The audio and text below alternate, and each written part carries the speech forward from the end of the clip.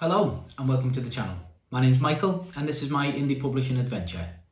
Today's episode will be my last episode in this series, which has followed me straight from the very beginning of my indie publishing journey straight through to the very end. So we've covered everything from finding an editor, finding a cover artist, working with your editor. We've done formatting the inside of your book so it's ready to be published.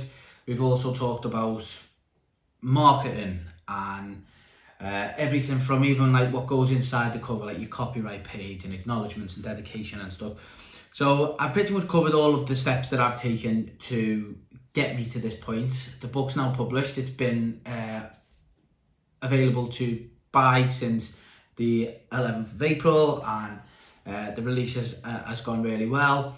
And so I just thought I'd wrap it up with a video on how much everything costs. So what's everything all together, how much this has all cost me.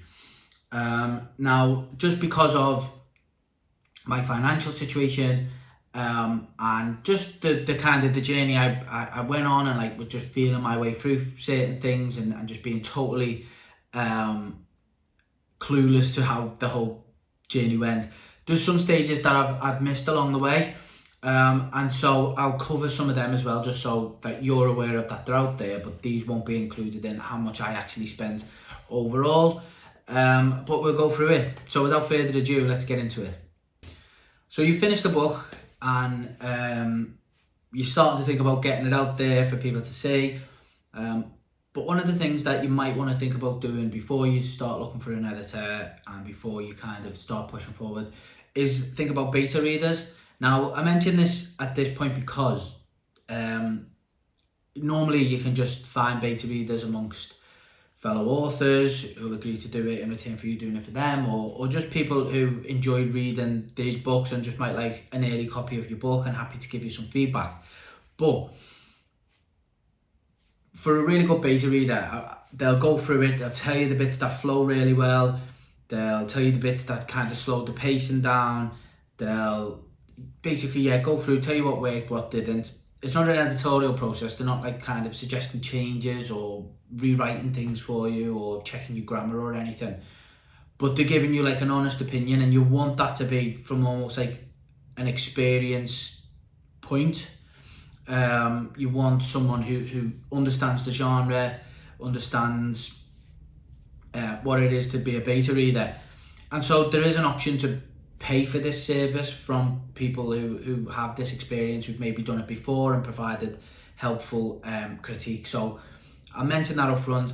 I've seen some where they'll charge like £30, £50. It's very rarely any more than that, because at the end of the day they are just reading it and kind of giving you points on what worked and what didn't, and not so much like providing this, structural opinion or changing any grammar or anything like that. So that's an option. You could go and buy one. I use family and friends as I was just starting out, so this is what I was talking about missing some steps. And in hindsight, I wish I'd just used someone with a bit more of experience, or maybe just been a bit more clear about what sort of critique I was looking for from the people who I sent it out to. So that's an option. So just something you need to think about, optional, but you might want to do that. The second one is editor. So this is the first point to call. The book's ready in your eyes, but obviously you're going to want an editor to go through this. Now, we went through like the different types of editors in the past, like copy and line editing, proofreading, like the whole kind of structural editing, developmental editing it's called. So these can range anywhere for up to like, you're talking thousands of pounds for a really top-notch professional editor. So I used Fiverr. I found an editor and I spent £400 on my editor. This was for copy and line editing and proofreading. It seemed like a lot of money at the time. I think in hindsight, I got £400 worth of work. I wasn't super pleased with the outcome and I had some issues with it, which I've talked about on the channel. But regardless, that's how much I spent. It was £400. That was for copy and line editing and proofreading. The next thing is your cover design artist. So you've got a great book, it's been edited, it's the absolute perfect read. People say don't judge a book by its cover, but first impressions are everything, and so you want a really good cover to catch people's attention. I got an absolute bargain on my cover. It was just over £200, and I couldn't have been more pleased with it. I was a little bit hesitant because of the experience that I'd been working with the editor, and it hadn't gone as well as I'd hoped. And so when I was kind of working with a cover design artist and looking at the different prices and stuff, again, this is one that can range anything up to, I got quotes of up to about £800 for my cover design. The artist who I was requesting quotes from is a fantastic artist, and I'm sure that whatever cover they come up with would have been absolutely worth that price. So the fact that I paid £200 and got the cover I did was just, it was a bargain. It wasn't that I was surrendering quality or anything. I just found like an artist that was able to realize what I had in my head or the thought I had, and was able to provide it. Now, there's a couple of other little price things in here. One of them is promotional material, so they'll offer like additional charges in there for different like posters or like pre-release posters, cover reveal art, that sort of thing.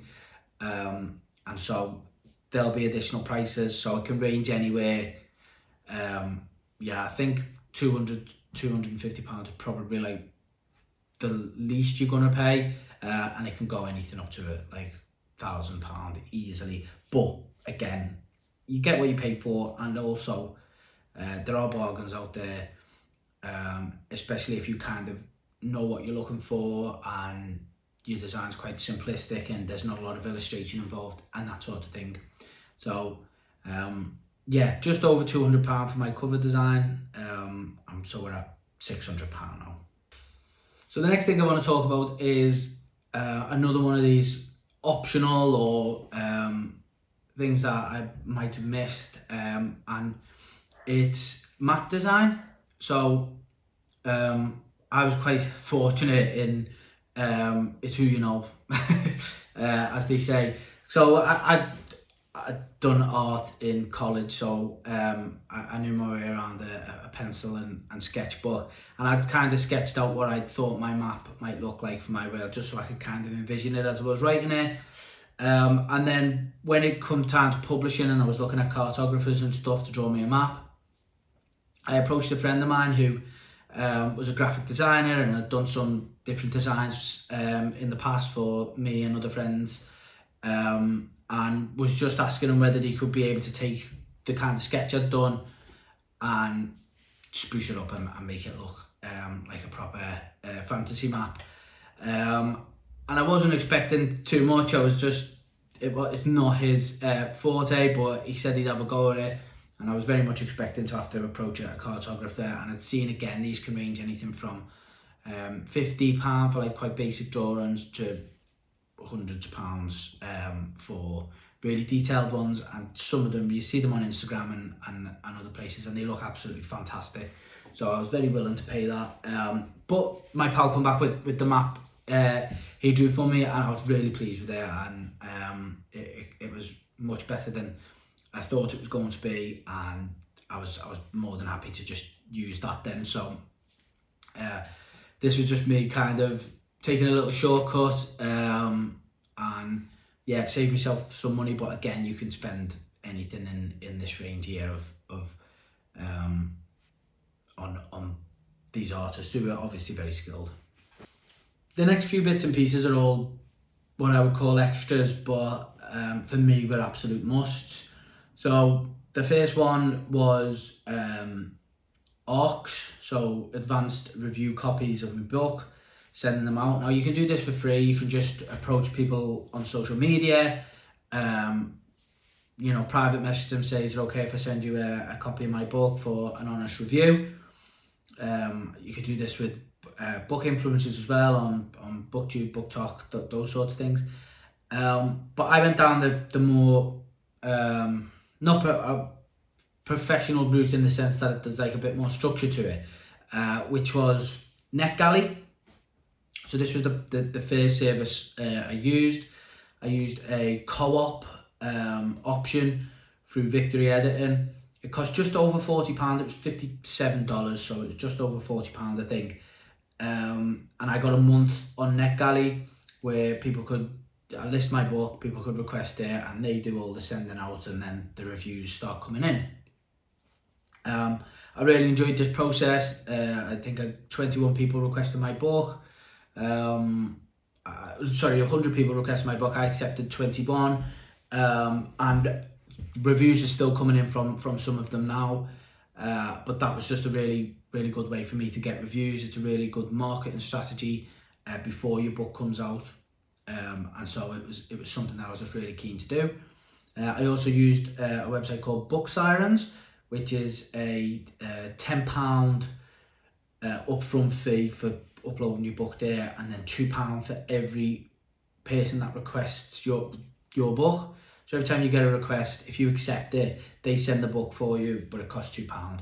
So I got 6 or 7 requests and maybe accepted like 3 or 4 of them. So that was about £15 to £20. And then the last one was Booksprout, which is just you pay for a subscription to list your book on there. And my book was up there for 3 months.